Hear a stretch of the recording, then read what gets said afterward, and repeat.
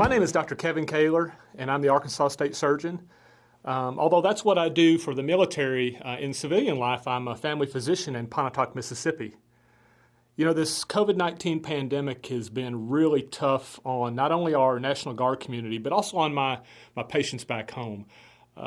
It's been difficult for our staff members. I know it's been difficult for leaders at all levels, both in the Arkansas National Guard as well as in the civilian community. But I want to take a few minutes today just to kind of talk about some of the things that may have made this more of a challenge. So one of the big obstacles with this COVID-19 pandemic is that there are a lot of people who are giving information that may or not be true all the time. And sometimes we don't necessarily get our information from scientific sources. And so, you know, one of the things I've noticed in my patient population is patients will ask questions that seem very rudimentary to me. But under the surface, this is how the patients are finding are trying to figure out what's real and what's not real with the COVID-19 virus. Right. So, you know, I'm going to kind of go backwards a little bit and tell you that most people are asking me about the vaccine in order to find out about the virus because they really don't understand either of them. And so as I teach them there in my office, one of the things I'll talk about is I'll talk about the vaccines are very necessary if we want to get through this pandemic and get back to a pre-pandemic lifestyle. And the two vaccines that we have right now, both the Pfizer vaccine and the Moderna vaccines, are utilizing something called messenger RNA. Messenger RNA is nothing new. We have been studying messenger RNA for decades, okay? This is something that anybody who's been a science major learned about in their biochemistry classes back when they were much younger. But messenger RNA is something that your body uses all the time to make its proteins. Messenger RNA is nothing more than a recipe or a set of instructions that tell your body how to make a protein. So for example, let's say today my body needs to make new quadricep muscle protein. There is a messenger RNA for that muscle protein, and that messenger RNA will interact with the ribosomes, which are the protein-producing factories in your cells. And so today, if it's muscle protein day, the messenger RNA will say, hey, ribosome, I need you to make some muscle protein today. That messenger RNA is just the instructions. The ribosomes read the instructions, and guess what? They start making muscle protein.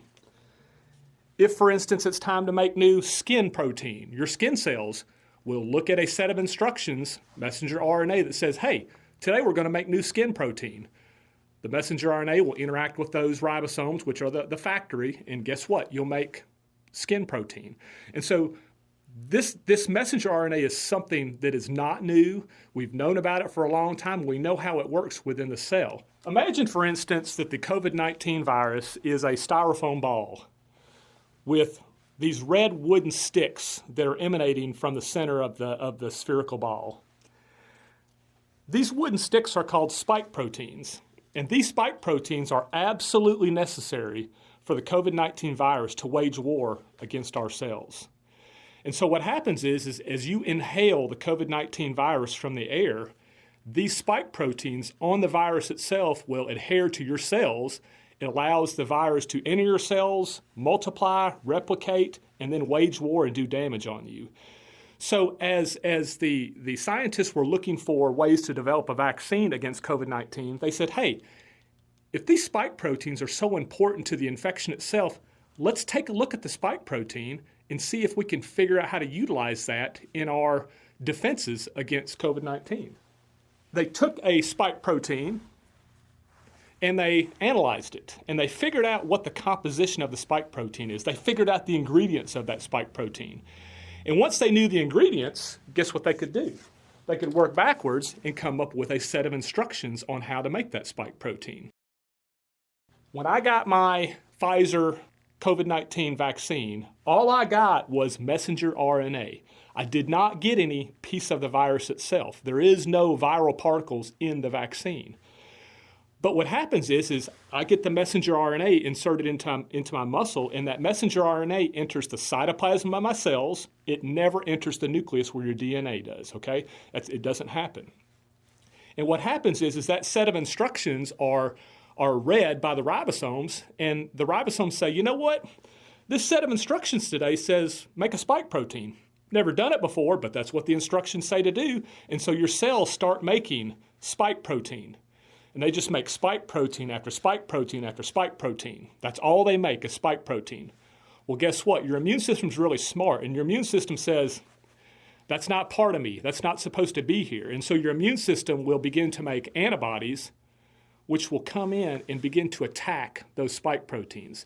Not only will you get antibodies, but you will get B lymphocytes and other immune-fighting cells that will come in and try to neutralize and attack these spike proteins, which by themselves can do nothing.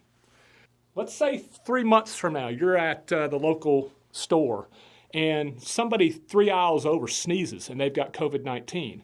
As you walk through their plume of sneeze droplets, you inhale that COVID-19. So this enters your body. However, your immune system has got memory, and it says, you know what? I remember those spike proteins. So guess what? Your immune system begins to attack every one of those spike proteins on that COVID-19 viral particle, thereby rendering the COVID-19 unable to penetrate your cells and do its damage.